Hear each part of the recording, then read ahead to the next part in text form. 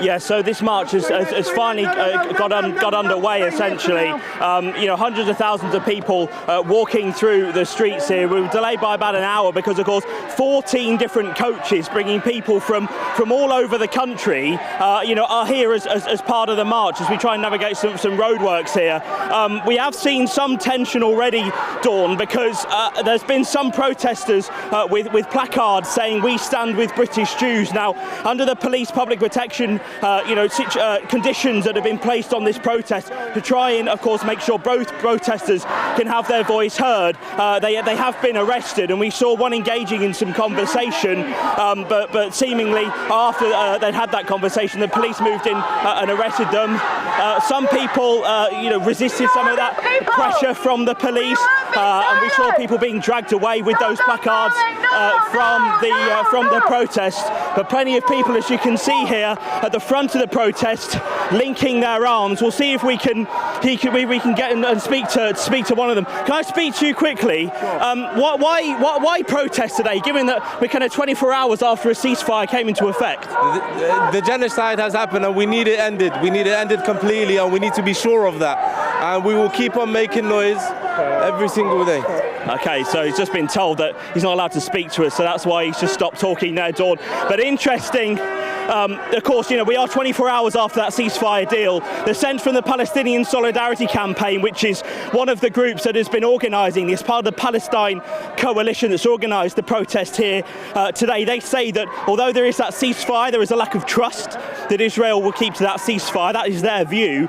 But also there is a sense that the siege, as they put it, is not over. So that is why this is the 32nd national demonstration that we've had here in central London. Now, as I was saying, people coming from all over the country. There is a counter-protest today from Stop the Hate that will kind of march by each other. So they're based at the Strand. So at the moment we're just arriving at Big Ben at the end of Embankment, about to cross Westminster Bridge. But you can see just the numbers of people that have come up.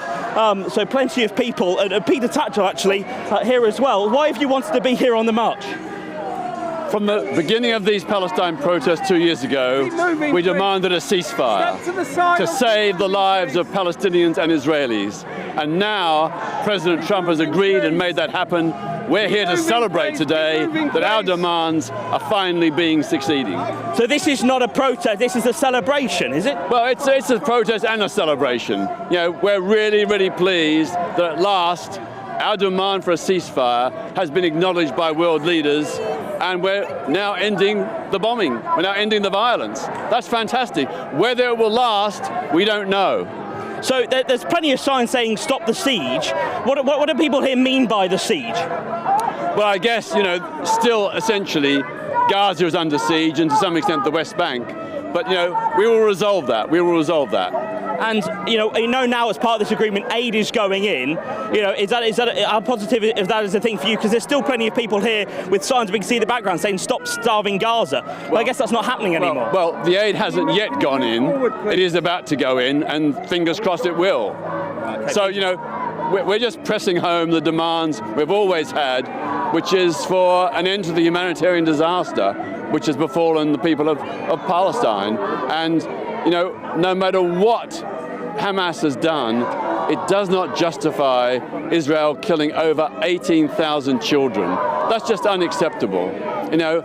We've got to have a solution, which means humanitarian aid, a permanent end to the war, a two-state solution where Israelis and Palestinians can live together in peace.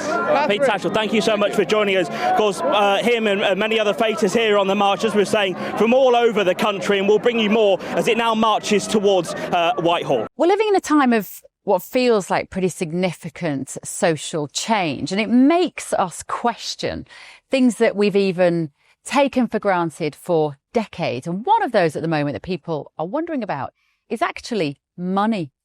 Is the money in your bank account safe? Should you be investing elsewhere? Are we looking at a potential global crash? What will it mean for your savings?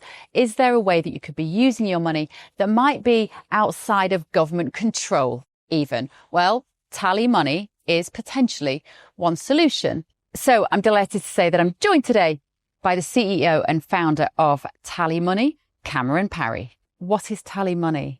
Well, at TallyMoney, you basically get gold you can spend. So we give people an individual account in their name, everyday account. They get a sort code, an account number. They use that account just like they would pounds from their bank, but it's milligrams of gold that we brand as Tally. Okay. Why would you do that, though? What is the benefit to the customer instead of just having a normal pound sterling account?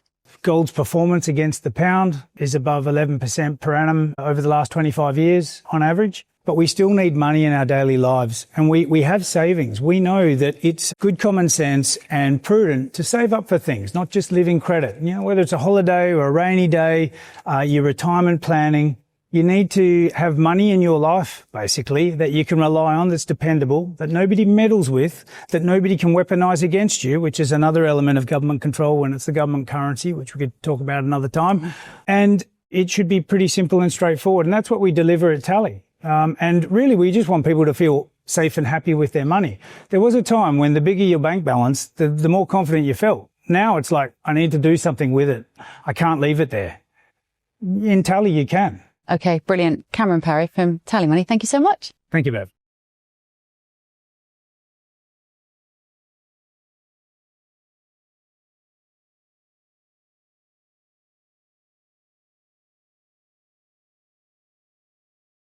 Well, hundreds of thousands of those pro-Palestine protesters that started on Embankment are now walking down the Strand, and as they do that, they're now meeting the Stop the Hate counter-protest, which has been placed here on the junction of the Strand and Aldwych. So you might be able to see in the background those Palestinian flags.